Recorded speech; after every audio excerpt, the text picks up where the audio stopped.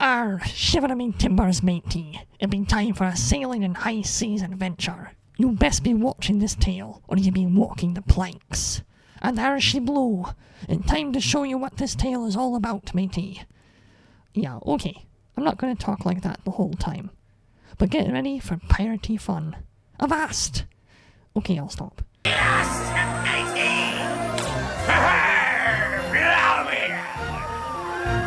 King Blue funding! 6-2! Flight staging! 2-7! 2-7! Nagging steps underway!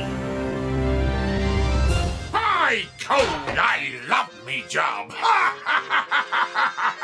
The Crimson Binome was written by Lane Richard, with story by Gavin Blair, Phil Mitchell, Ian Pearson, and Lane Richard.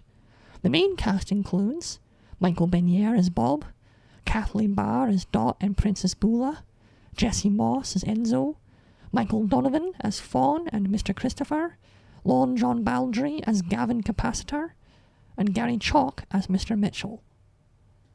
Our story begins on an idyllic afternoon, as the Dendians of Mainframe are enjoying a peaceful day and going about their business, when what should arrive but a huge pirate ship ready to nab everything not bolted down, led by a peg-legged Binome dressed in red. After the scene I showed you, we quickly switch over to Dot's diner, as Dot gets a report from both Fawn and a police chief. Yeah, Mainframe has a police force, that communications are down in one of the sectors and something is going on in one of the parts. But Enzo assures both Dot and Fawn that Bob lives in that sector, and he'll handle everything. Switch to Bob, not handling everything. The pirates sneak into Bob's apartment while he's distracted, and make off with his car and Glitch. They bring Glitch to Capacitor. Strange booty, sir. What do you make of it? Well, blow me down! By my reckon, you scurvy dog, this'll be none other than a Guardian key tool. A rare find indeed. Mr. Christopher! Here? A 2,000-unit bonus to Miss Sally and Mr. Andrew. Capacitor shows himself to be wise and knowledgeable, for he knows a Guardian key tool when he sees one. Up till now, we haven't heard anything about Guardians, other than that Bob is one. So we now know there are others out there. Aha! Lore building! Anyways, the pirates have moved in quickly, grabbing all they can as fast as they can. All the while, they demonstrate they are clearly no-killers, as their guns and swords merely freeze others in what are basically stasis fields. I'm sure this was, at least in part, a BS&P interference thing again, but it does work to establish their overall moral code. These guys are thieves, but not murderers. Dot and Enzo proceed to the docks and get stymied by the pirates holding the area. Meanwhile, we see Bob approaching from a different angle. Software pirates? Oh, this is bad. This is very bad. The nets are all down. That's to be expected. Great. Well, we can't have any of that in my neighborhood. Time for Glitch and me to party. They took Glitch! Those low-level basic buffer... The pirates, their holds full up, start to pull out and make their way out of Mainframe. But Bob has other plans. Grabbing a zipboard and swiping one of the stun swords, he begins taking out many of the crew before they can realize what's happening. In response, the Crimson Binome awakens Princess Bula, who turns out to be an enormous jungle warrior Binome who speaks in a simplistic voice. She's also incredibly strong, as Bob discovers when he demands the return of his key tool. Don't try that on me, pirate. Hand it over. As you wish, Guardian. That's better.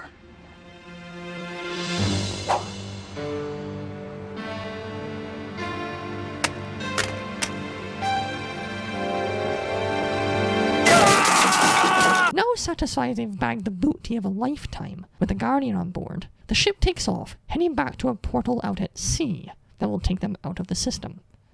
Dot is alerted by Fawn that not only have they made off with tons of stuff, but they have also captured Bob.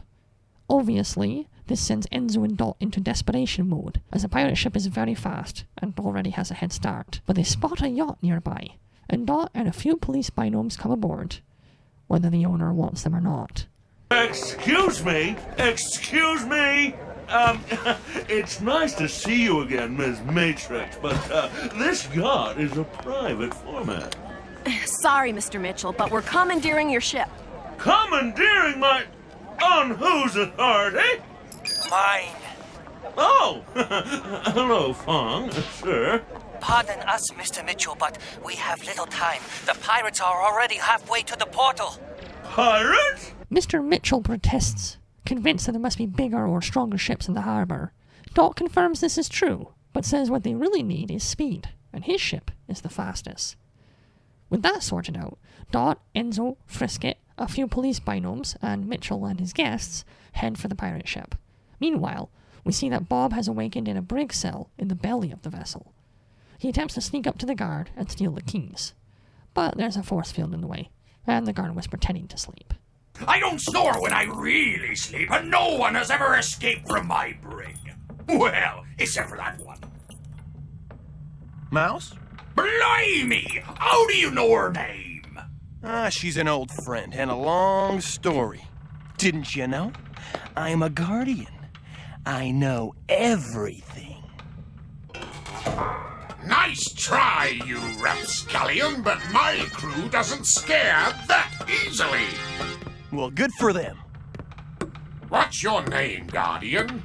My name is for my friends. Well, mine isn't. I am the Crimson Binome. Captain Capacitor. I've heard of you. After the introductions are out of the way, Bob tries to convince him to let him go before he proves to be more trouble than he is worth. We've also learned about someone named Mouse. Who could that be, I wonder? Will we meet her someday? Anyways, Capacitor laughs off his veiled threats, and suddenly, Bob throws a mattress at the bars and disappears in a flash.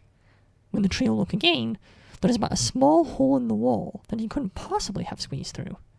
Nevertheless, Capacitor orders Bula and Mr. Jimmy, the guard, to lower the field and head through the back to find him.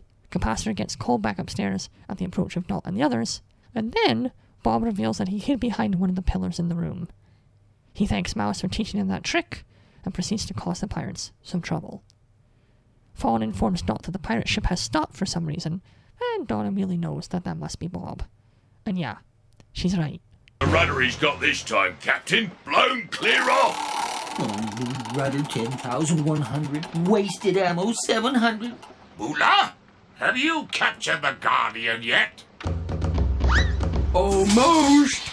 While Bob continues to mess up the ship's operation and send poor Mr. Christopher, the accountant, into a tizzy, Dot catches up with them and demands the pirates surrender. To no one's surprise, Capacitor tells them no, and that although they are only in it for the money and don't really want to fight, they will, and a battle ensues, as Dot and the others leap to Bob's aid in the tussle. Want some help?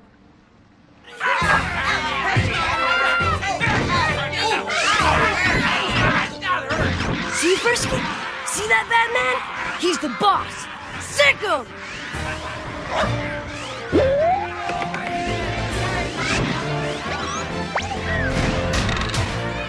Tusk, Tusk.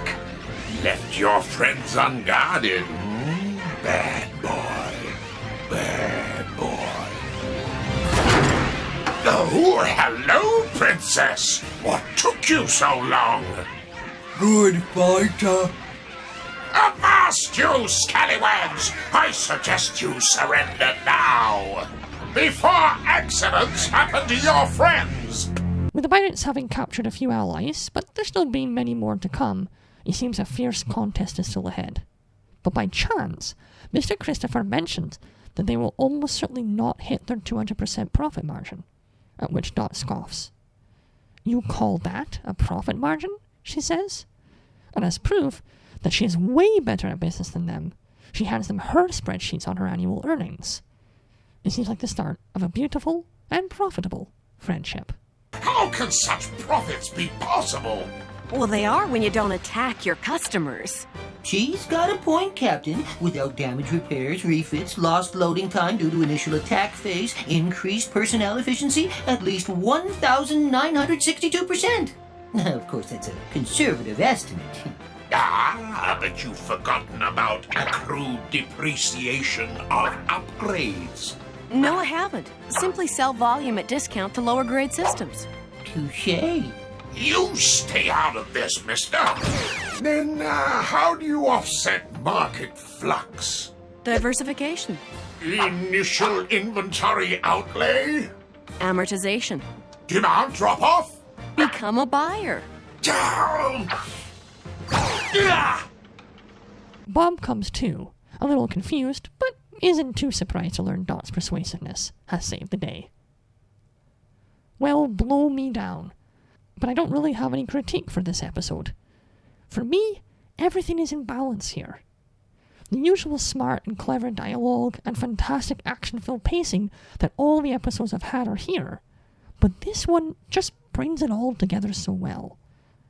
They're playing the pirate tropes pretty straight, but at the same time, Gavin Capacitor feels like a real character, and we learn things about him, especially his code of honor, and his reluctance to really hurt anyone. It's funny, fun, and witty. But you know, there's two things about it in particular that stand out to me. One is that everyone here is very competent and capable. The pirates have clearly done this many times before, and although Bob causes some real issues, they're still very capable in a fight, and actually capture Bob twice.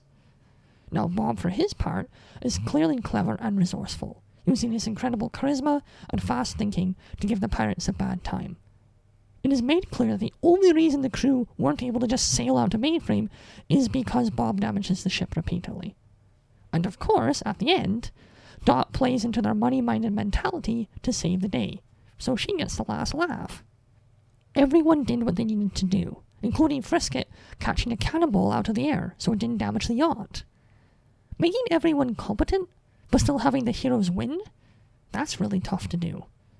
They've done it time and again on this program, but the cheesy aspects are starting to fall away as well now. The other big thing about this tale is that it builds lore. We hear about this mysterious mouse person, who we shall meet eventually.